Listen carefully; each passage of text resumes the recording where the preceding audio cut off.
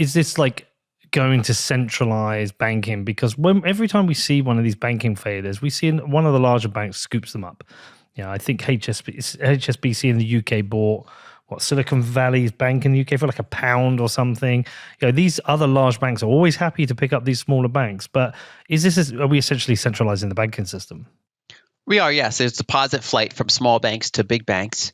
And we've had a multi-decade trend of a smaller and smaller number of banks in the United States. Banks just keep, there were like say 13,000 banks, 50 years ago, and now it's like 4,000 banks, right? So it's down to a third of what it was before, and I think that's going to continue. And this particular event might accelerate to some extent because a number of small banks might get acquired, might merge together into larger banks. Now, I guess the counterpoint to that is the United States is actually still somewhat of an outlier in terms of how many small banks we have. Like Canada, for example, their banking system's already way more consolidated into the top 4 to 6 banks. Most other, UK, your banking system is more consolidated than ours is. So, if anything, the United States is trending more towards the way that most systems already are. But yeah, that's kind of a reality of the current system, that it centralizes over time, and most countries are dominated by a handful of very, very large banks. Why is the US different? Is it because you essentially got 50 states and the states themselves have lots of separate banks? Is it because of that? I think so. So a banking historian would be able to probably go into more detail, but we had at one point up to 26,000 banks or some number like that over, like, say, 100 years ago. If you go back to the history of like pre-Fed banking, it was state banking. We have this kind of long history of these small banks. We also have a separation. We have like credit unions, like thrifts, where there are these like smaller, simplified community banks. There's kind of a long tradition of that goes back, a century or more. And so I don't know if it's an accident of our history, like our federation, or if it's certain laws we've constructed that, someone like Kate LeLong or George Selgin or someone could probably go into more detail. But yeah, we have just a much larger number of banks per capita than many of our peers. I don't know if you saw recently the Hindenburg research piece on, it was on Block, but formerly Square, and they're a notorious short seller. Some of this makes me wonder if people had the inside information that a bank was holding a particularly large amount of long duration treasuries and knew that they would have a liquidity crunch, that they could be incentivized to create some kind of social media contagion of the risk of a bank and be a short seller of that bank. They could be, yes. Yeah. And that's a vulnerable scenario. Like for example, if big enough entities, pressured Schwab, basically Schwab is only functioning right now because deposits don't want to go out, right? And I'm not trying to cause that. I have some accounts at Schwab, right? So I'd prefer them not to have an issue. But the point is, like, the system's kind of inherently fragile. And this is actually discussions I've had online, which is, adequate liquidity for banks 100 years ago is obviously very different than today. But even going back 20 years ago, before ubiquitous social media, it's a different environment now because, just people can panic and coordinate and do whatever they want. And then, yes, bad actors can say, well, I'm going to short a bank and do this. And it depends. There are laws on preventing certain types of things, but short sellers do have a long history of doing that. And of course, there's different types of shorts. There's ones that are exposing actual fraud, bringing awareness to it. I think some shorts play an important role in the market, but then there's other ones that are more like amoral. They just want to make a quick buck, so they're willing to short something, drum up a lot of negative hype for it, and then get out of their position, whether or not they actually think that the underlying firm is a bad actor or not. You mentioned earlier, you talked about during 2008, there was $1 held in reserves for every $23, and now the ratio is down 6 to 1. Why has that trajectory changed so much? And sorry, why has that rate changed so much? And is the trajectory still heading into even lower reserve ratios? So the answer is money printing, QE. Basically, during the 2008 crisis, when the Fed did their first round of quantitative easing, followed by some later rounds, they created a lot of new bank reserves, and they bought a lot of bank assets, and then they basically gave them a lot more cash in exchange for taking some of their assets, and then they changed regulations to have them hold higher levels of liquid assets. And to answer your second question, It's not trending down anymore. Basically, there was a gigantic, when all that money printing happened, over a decade ago, there was a massive down move in that ratio, and then now it's kind of trending sideways, which makes sense because that's if anything, that's below average of the last 50 years. It's kind of back down to the lower end of its historical range, where it's really hard to kind of get much lower than that.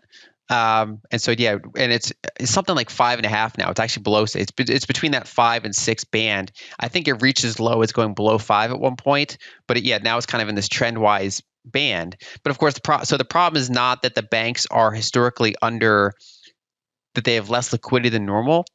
It's that they've in the age of social media and in the, now that a lot of them have these unrealized losses, any one of them is very, very vulnerable. And you can argue, as Caitlin has, that, I mean, even if you're not going to go even if you're not going to do full reserve banking, that even in a fractional reserve banking environment, you need more liquidity if everything moves faster, both technologically and socially. There was when this was first announced that the Fed were essentially going to backstop all deposits. I mean, rumored, and the numbers they talked about were up to, I think, was it 4.4 trillion? I think it was, or some crazy numbers. Lynn, there were some debates over whether this was QE or not. I think it might have been you or somebody else said, like, half of TradFi Twitter said this was QE, and half said it isn't QE. Is it, or is it money printing?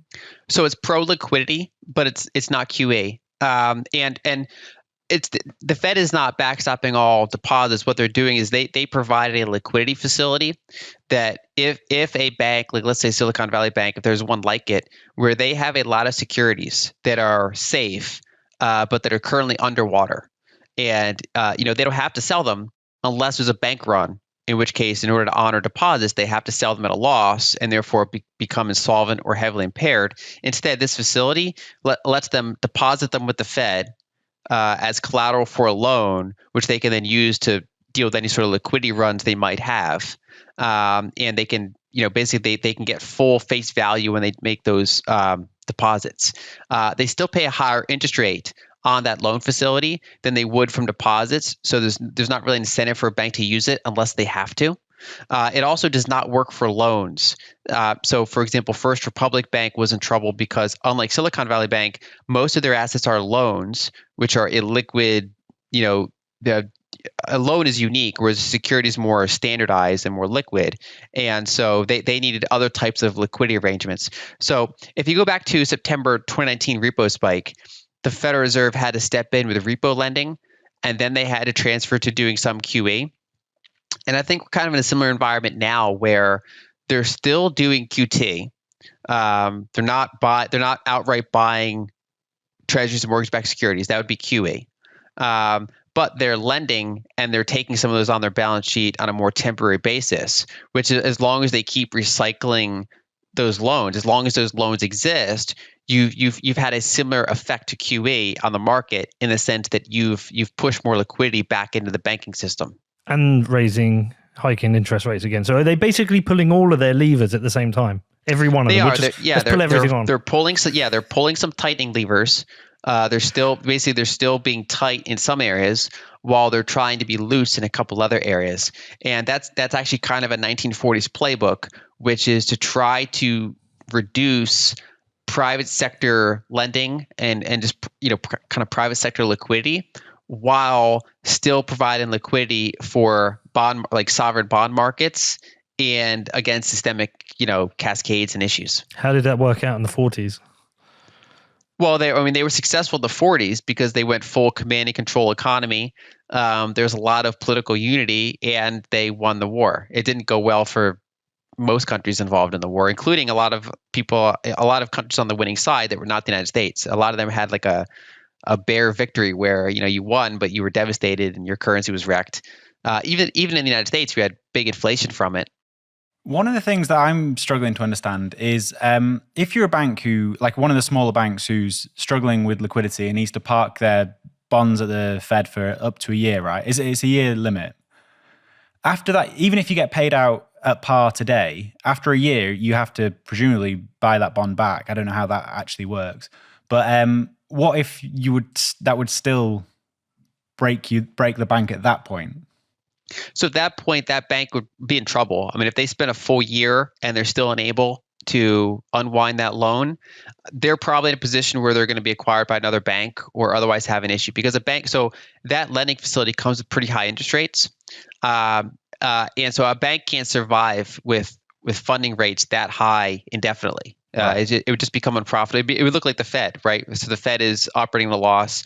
If a bank had a similar liability interest rate mismatch, they would also be operating at a loss.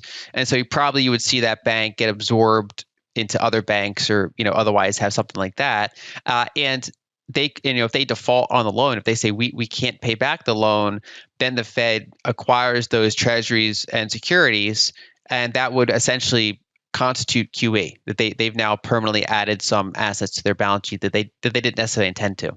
Right. So really, it incentivizes the bank to only use this facility in the short term. They probably won't even use it for a year. It's going to be much shorter term than that.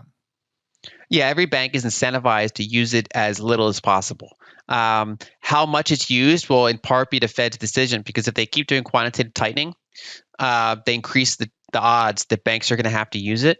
Whereas if they stop doing quantitative tightening, banks might be able to use it less. It also depends on just idiosyncratic things like social media. I mean, whether or not, like initial signs show that this is no longer a problem. But for example, if one day we wake up and people are freaking about Charles Schwab, then maybe they have to use it temporarily. Maybe another bank has to use it temporarily. So any bank is vulnerable to potentially having to use it should there be some sort of issue. But I think the overall trend is now kind of sideways. And this might be stupid, but if you're a smaller bank with some like 10-year treasuries on your books that are way underwater, presumably is that interest rate high, so you're not incentivized to like park it with them and try and do something with the money over a year and then kind of buy your bonds back, as in almost like arbitrage trade it? Yeah, you're not really incentivized to do that because the interest rate is higher than you're earning on it. The only catch is that you could purposely give your assets to the Fed and then purposely default on it, and because it's at face value, right? So if a treasury is trading down to 80 cents on the dollar because interest rates went up, they can give it to the Fed and then default on it, and then use that capital to do something else. But there's safeguards against that. Two, because you can only put securities in the facility that are older than the facility, so you can't just keep recycling new securities into it to do it. And two, if a bank were to purposely start gaming it like that, they get a call from the Fed right away and be like, "What are you doing?"